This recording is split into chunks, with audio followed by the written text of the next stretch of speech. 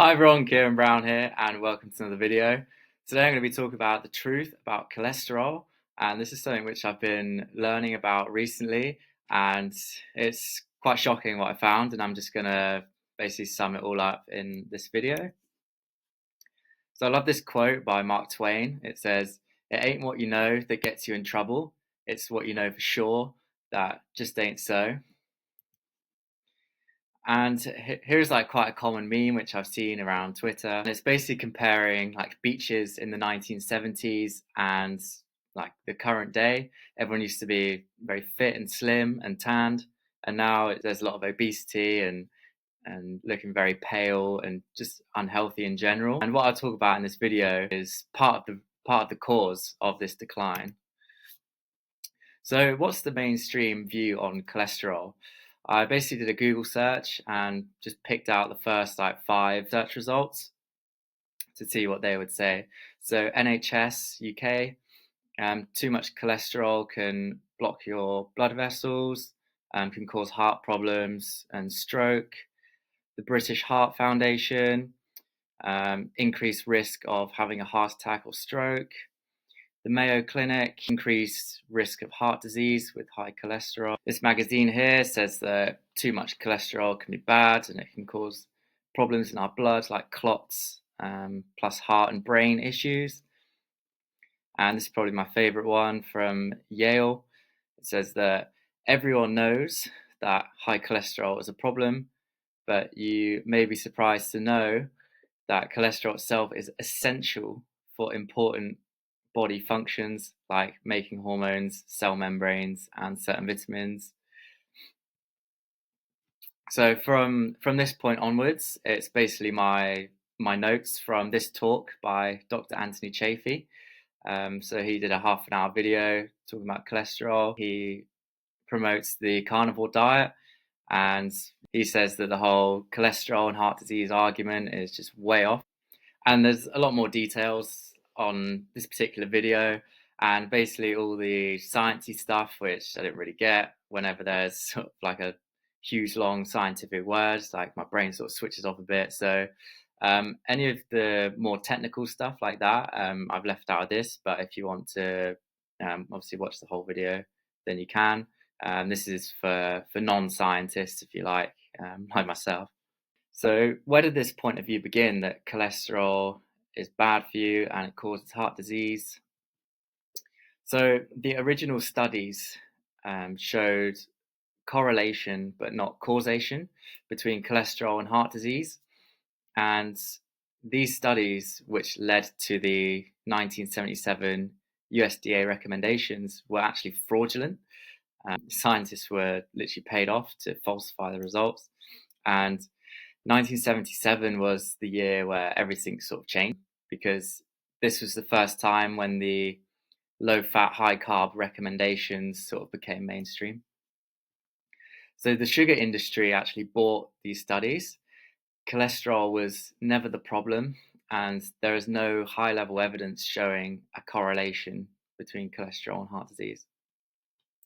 And the Journal of the American Medical Association published a report in 2015 from the University of California at San Francisco, showing internal documents from the Sugar Research Foundation, which is now called the Sugar Association, talking about evidence from the 40s and 50s that sugar is actually the cause of heart disease.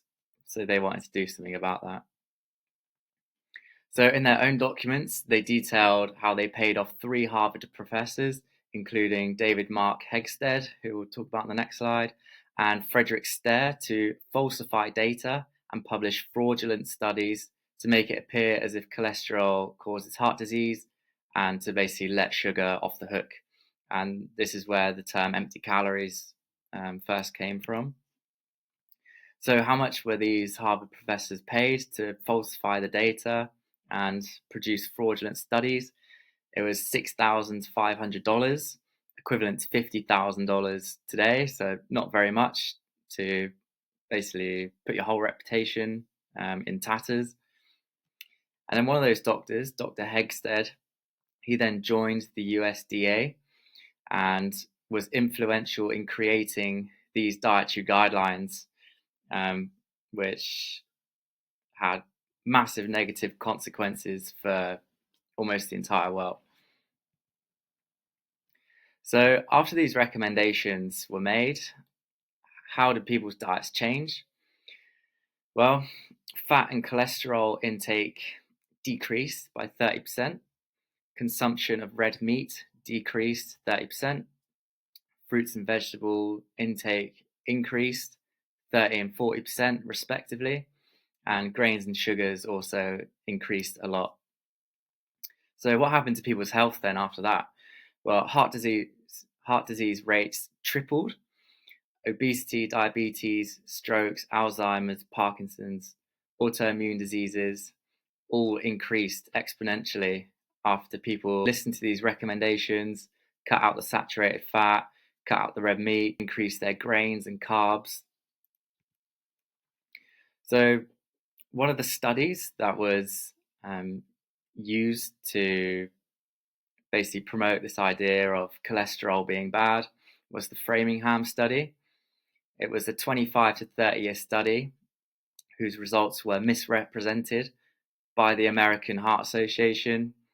The original study found that a 1 milligram per deciliter drop in cholesterol increased coronary mortality and total mortality by 11%.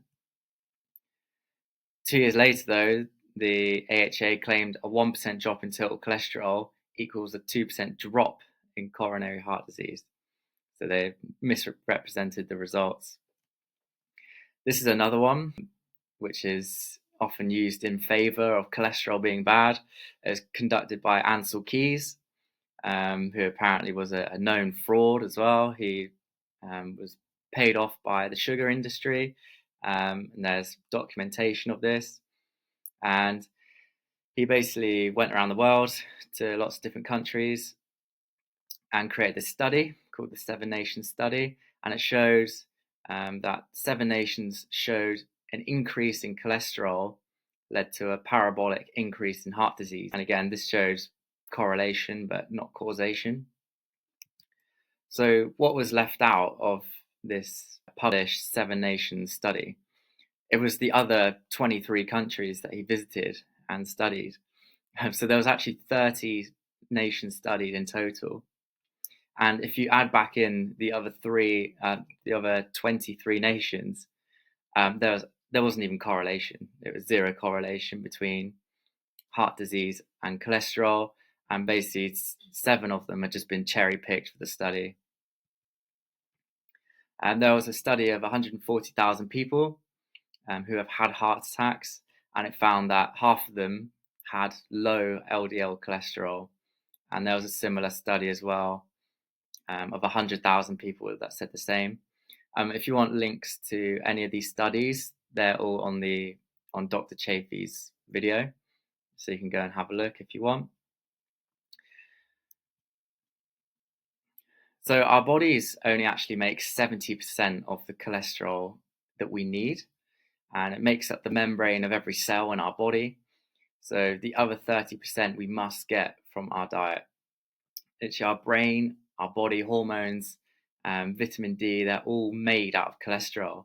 And that's why that article earlier says, despite us all know high cholesterol is bad, it's actually essential. Well, this is why it's essential, because we're basically made of cholesterol.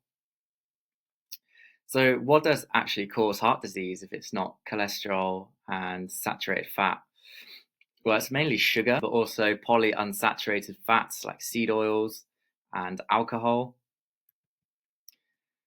So might you want to change your diets? And I've certainly changed my diet since learning about all this. You basically want to increase the amount of fatty red meat, eggs, and full fat products. All of these products have been demonized a lot, particularly by plant-based advocates. They're saying it has like carcinogens in it, and it causes cancer and everything like that, and it's as bad as cigarettes. But to be healthier, based on this information, yeah, fatty red meat. So if you get like mince, you don't want to get like the 5% beef mince, like ultra lean. You want to get it as high as possible, really. The highest I've seen in supermarkets is 20%. I personally order some online, which is 30%. And the fattiest stuff tastes much nicer than the lean stuff anyway. You want to reduce anything that's low fat because the fat has been replaced with seed oils and sugar. Any chef will tell you that fat is flavor. So if you take the flavor out of these products, then you need to replace it with something, you know, sweet or tasty. Else no one would eat it. And that's why it's pumped full of these sugars and seed oils, just so that they can call it low fat. Reduce sugar, including fructose, which is like the sugar found in fruits. Cook with animal fats such as butter, ghee, and lard instead of toxic seed and plant oils. And yeah, so to sum up, the key takeaway from this video, and I encourage you to look into this like yourself as well. Don't take my word for it. Don't take Dr. Chavy's word for it. Have a look at both sides and make your own mind up. But I would say that from what I've seen at the moment, the cause of obesity and almost all metabolic diseases is increased sugar and seed oil consumption, not saturated fat and cholesterol. So I hope you've learned something today. I found it fascinating and it's really like opened my mind and sort of opened a can of worms, because if the mainstream is wrong about this, then what else might they be wrong about? So that's everything for today. Thanks for watching, and I'll see you tomorrow.